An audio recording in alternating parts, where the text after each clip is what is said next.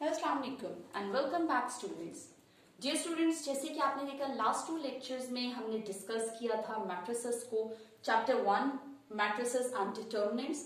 Matrices क्या हैं, उनका ऑर्डर क्या होता है, वो उनकी टाइप्स क्या हैं, उन सबको हमने इन डिटेल डिस्कस किया था। अगर आपने वो वीडियोस या वो लेक्चर्स मिस कर दिए तो काइंडली डिस्क्रिप्शन में से लिंक चेक करके पहले आप उन लेक्चर्स को सुनिए ताकि आपको ये एक्सरसाइज आप खुद साथ बैठ के सॉल्व कर सकें। आज हम सॉल्व करेंगे एक्सरसाइज 1.1। 1.1 का अगर हम क्वेश्चन नंबर 1 देखें तो find the order of the matrices.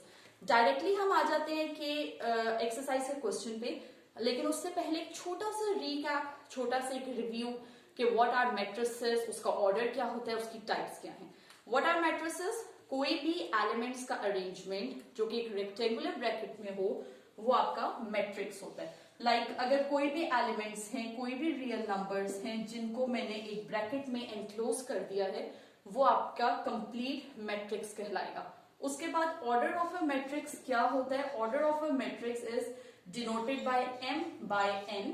और m क्या है? नंबर ऑफ रोज, और n क्या है? आपका नंबर ऑफ कॉलम्स। ठीक है।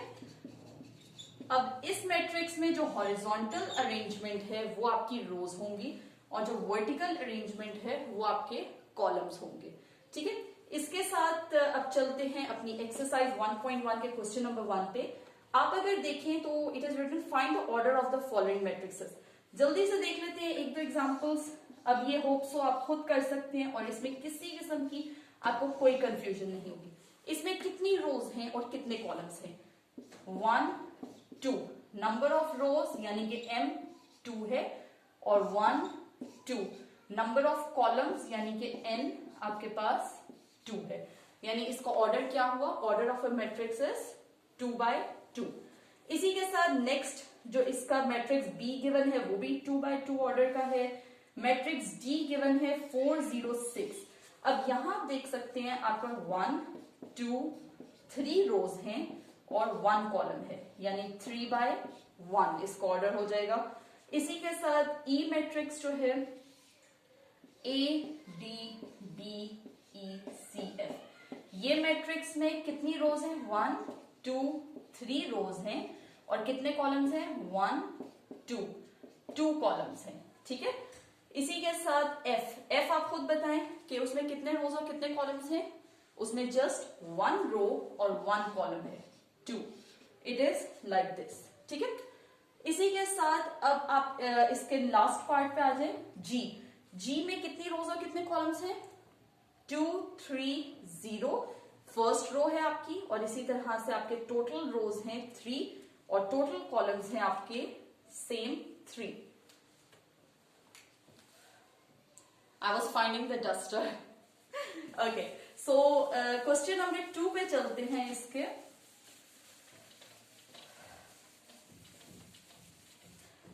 Question number 2। Okay, question number 2 से पहले ये लास्ट पार्ट जो H है ये भी मैं आपको जल्दी से इसको बोर्ड पे ही करवा देती हूँ। 2 3 4 1 0 6। But hope so complete lecture के बाद आपको ऑर्डर ऑफ अ मैट्रिक्स में कोई इश्यू नहीं होगा। इसमें कितनी रोज हैं? 2 और कितने कॉलम्स हैं? 1 2 और 3। ठीक है, यानी इसका ऑर्डर है 2 by 3। अब चलते हैं क्वेश्चन नंबर 2 पे। Which of the following matrices are equal? अच्छा, अब आपको गिवन है एक matrix A equals to this. ठीक है, आपको डिफरेंट मैट्रिसेस गिवन है। अब हमने देखना है कि कौन कौन से मैट्रिसेस एक दूसरे के इक्वल है। मैं यहां पर सारे मैट्रिसेस लिख देती हूँ। ठीक है, और उसके बाद आप खुद जल्दी से मुझे बताएंगे कि कौन से मैट्रिसेस इक्वल हैं।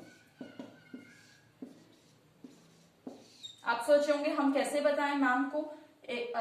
आप खुद अपने पास सॉल्व करें। जब भी आप किसी भी मेरे लेक्चर की वीडियो आप देख रहे हो, कोई भी आप लेक्चर अटेंड कर रहे हो, आपके पास आपका रजिस्टर, आपका पेन, पॉइंटर मौजूद होना चाहिए। और जितनी देर में मैं यहाँ पर क्वेश्चन सॉल्व कर रही हूँ आप खुद जल्दी से उसे सॉल्व कर चुके हो। ठीक है। ओके, 4 6 0 2 H और I मैट्रिक्स में यहां पर लिख देती हूँ 3 3 + 2 और और लास्ट मैट्रिक्स है J. Let me write over here. ठीक है, J equals to 2 plus 2, 2 minus 2 और 2 प्लस 4, 2 प्लस 0. अब आप देखें, देखने में आपको शायद कोई भी मैट्रिक्स एक दूसरे के इक्वल ना लग रहा हो, लेकिन लेक्चर 2 में मैंने आपको बताया था कि इक्वल मैट्रिसेस क्या होते हैं, कि उन्हें जब हम सॉल्व करते हैं तो वो इक्वल आते हैं. अब अगर आप ये देखें 5 माइनस 2, इसे आप सॉल्व करेंगे तो आपके पास आएगा 3, यानी कि मैट्रिक्स A और मैट्रिक्स C आर इक्वल. ठीक है, इसी तरह से आप देखें, अगर आप इस J को सॉल्व करते हैं, 2 प्लस 2 4, 2 माइनस 2 0, 2 प्लस 4 6, 2 प्लस 0 2, 4 0 6 2, 4 0 6 2 आपके पास कौन सा मैट्रिक्स है? E, यानी कि E is equal to J. ठीक है, ओके. उसके बाद ये हो गए. अब आप देखें, जो सॉल्व करने वाले पहले मैं उन्हें सॉल्व करी. 3 माइनस 1 2, 3 प्लस 3 6, 2 और 6 कौन सा मैट्रिक्स है? F, यानी कि आपका F मैट्रिक्स जो है वो इक्वल है आपके G मैट्रिक्स के. ठीक है, इसी के साथ यहां पर देखें 3 और 3 प्लस 2 5, 3 और 5 आपके पास कहां पर है? B, यानी कि आपका मैट्रिक्स B जो है वो इक्वल है आपके मैट्रिक्स I के. ठीक है, अब कौन सा रह गया? D रह गया, 5 और 3. ठीक है, D बाकी सारे मैट्रिक्स हो गए, ये भी हो गया. अच्छा, ये जो हमने E मैट्रिक्स लिखा था ना, ये देखें E इक्वल्स टू J. अब ये E J, और अगर आप ये भी देखें 4 0 6 2, ये भी इक्वल है, यानी कि ये तीन मैट्रिसेस एक दूसरे के इक्वल है. ठीक है, सिर्फ पीछे आपके पास कौन सा बचता है? 5 और 3. ठीक है, ये मैट्रिक्स किसी के भी इक्वल नहीं है. होप सो आपको क्वेश्चन नंबर 2 क्लियर होगा. अब चलते हैं इसके क्वेश्चन नंबर 3 पे. ठीक है, फाइंड द वैल्यू. मैं रब कर दूं, आपको क्लियर है कि कौन सा मैट्रिक्स किसके इक्वल है. और the best way to solve this question is कि आप जो पहले जिन मैट्रिसेस को सॉल्व करना है ना, आप जल्दी से उन्हें सॉल्व कर लें, आइदर विद पेंसिल और विद एनीथिंग, और उसके बाद फिर आपको फौरन से पता लग जाएगा कि कौन से मैट्रिसेस एक दूसरे के इक्वल हैं. ठीक है, ओके. अब चलते हैं इस एक्सरसाइज के लास्ट क्वेश्चन की तरफ, क्वेश्चन नंबर 3, जो कि मोस्ट इंपॉर्टेंट क्वेश्चन है. अगर इस एक्सरसाइज में से कोई क्वेश्चन आता है पेपर्स में तो वो है क्वेश्चन नंबर 3. पहले 2 क्वेश्चंस नहीं आते, बहुत ही शायद रेयर कोई केस हो, क्योंकि हम कभी भी बोर्ड के पेपर्स को ना हम जज नहीं कर सकते, क्योंकि कभी कभार ऐसे क्वेश्चंस बोर्ड के एग्जाम्स में दे दिए जाते हैं जो कि बिल्कुल इररिलेवेंट या बिल्कुल एक्स्ट्रा ऑर्डिनरी नहीं होते हैं, वो बिल्कुल आम से क्वेश्चंस होते हैं. हम सोचते हैं ये तो बहुत ईजी है तो कभी आ ही नहीं सकते, लेकिन अक्सर वो वही क्वेश्चंस दे देते हैं. सो क्वेश्चन नंबर 3 पे चलते हैं. Find the value A, B, C and D which satisfy the matrix equation A plus C, C minus 1, A plus 2B, 4D minus 6 is equal to 0, minus 7, 3 और 2D. ठीक है, अब आपको ये 2 matrices given हैं और आपको कहा गया है कि ये 2 इक्वल हैं. ठीक है, अब ये 2 जब इक्वल हैं तो आपको वैल्यूज फाइंड आउट करनी है. अब अगर ये दोनों मैट्रिसेस इक्वल हैं तो जाहिर है इसकी फर्स्ट जो एलिमेंट है वो इसके फर्स्ट एलिमेंट के इक्वल होना चाहिए, यानी कि A प्लस C इक्वल होना चाहिए 0 के. ठीक है, ये आपकी बन गई फर्स्ट इक्वेशन. इसी तरह से A प्लस 2B आपके इक्वल होना चाहिए -7 के, ये आपकी सेकेंड इक्वेशन बन गई. C माइनस 1 आपका इक्वल होना चाहिए 3 के. इसी तरह से ये आपकी थर्ड इक्वेशन बन गई. और फिर 4D माइनस 6 आपका इक्वल होना चाहिए 2D के, ये आपकी फोर्थ इक्वेशन बन गई. ठीक है, यहां तक इक्वेशंस क्लियर है. ये मैं साइड पे लिख लेती हूं. A plus C equals to 0, A plus 2B equals to -7 और C minus 1 equals to 3, 4D minus 6 equals to 2D. ये आपकी 4 इक्वेशंस बन गई हैं. अब आप देखें कि हर इस इक्वेशन में 2 अननोन टर्म्स हैं, तो इसलिए इसको हम सॉल्व नहीं कर सकते. इसमें भी 2 अननोन टर्म्स हैं, इसमें एक अननोन टर्म है. ठीक है, और इसमें भी आपके पास एक अननोन टर्म है. अब आपके पास चॉइस है, आप चाहे इक्वेशन C को पहले सॉल्व कर ले, मींस अननोन C को सॉल्व कर ले, या D को. मैं c को सॉल्व करती हूँ क्योंकि it is the most easiest way. c minus 1 equals to 3। जब -1 उस साइड पे जाएगा तो वो +1 हो जाएगा, that is c equals to 4। आपका पहला वैल्यू आपके पास आ गई। अब आपके पास चूंकि c की वैल्यू आ चुकी है तो आप a plus C equals to 0 में से अगर आप c की वैल्यू पुट कर दें तो आपके पास फौरन से a की वैल्यू आ जाएगी। क्लियर है कैसे किया मैंने? a plus C equals to 0 हमारी जो फर्स्ट इक्वेशन थी, इसमें मैंने c की वैल्यू 4 जो हमने फाइंड आउट की है वो पुट की। a plus 4 equals to 0, a equals to जब दूसरी साइड पे जाएगा +4 -4 हो जाएगा, यानी इक्वेशन की दूसरी साइड पे जाएगा और वो आपका हो जाएगा -4।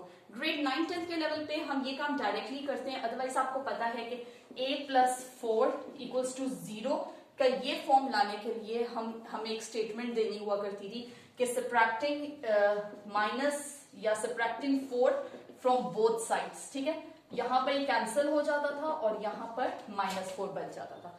लेकिन अब ग्रेड 9 10 के लेवल पे हम इसको डायरेक्टली सॉल्व करते हैं। ओके, अब आपका दो टर्म्स आ गई, दो अननोन्स आ गए, c भी आ गया, a भी आ गया। अब हम फाइंड आउट करेंगे b। अगर आप देखें तो ये इक्वेशन नंबर 2 जो थी, इसमें अगर आप वैल्यू पुट करो a की जो कि -4 है तो आप b की वैल्यू फाइंड आउट कर सकते हैं। ठीक है, ये मैंने वैल्यू पुट की है। 2b को इधर ही रहने देती हूँ, -7 -4 उस साइड पे जाएगा, +4 हो जाएगा।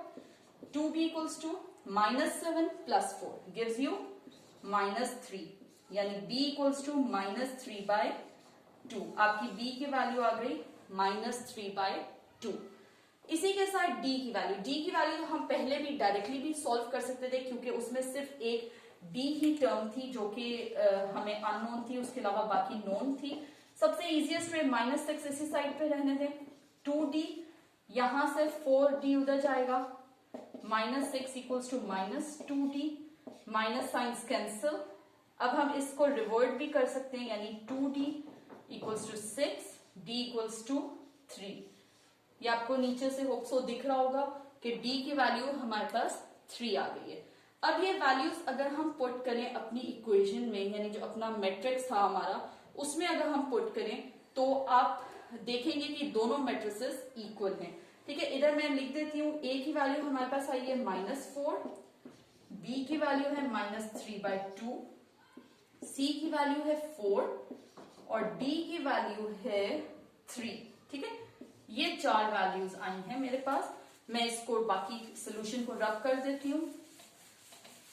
होप सो आपको क्लियर होगा ये कि किस तरह से हमने फाइंड किया, क्योंकि बहुत बेसिक है लेकिन ये बहुत इंपॉर्टेंट क्वेश्चन है। अगर किसी स्टूडेंट को भी ये क्वेश्चन क्लियर ना हो तो वो कमेंट कर सकता है और मैं ये क्वेश्चन री एक्सप्लेन कर दूंगी इन डिटेल। ओके, अब आपके पास a प्लस सी, a की वैल्यू क्या थी -4, c की वैल्यू थी 4, c -1। ठीक है, c की वैल्यू है 4 -1। a प्लस 2b, a की वैल्यू -4, 2b, b की वैल्यू -3/2, 4d, d की वैल्यू है 3 -6।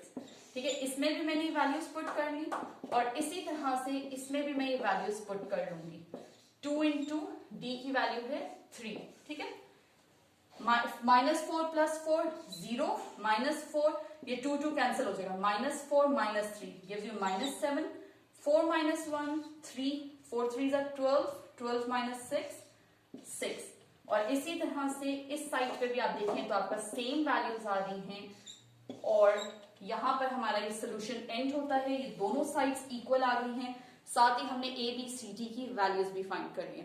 होप सो आपको ये एक्सरसाइज क्लियर होगी। Thank you for watching my video. Stay tuned. Allah Hafiz.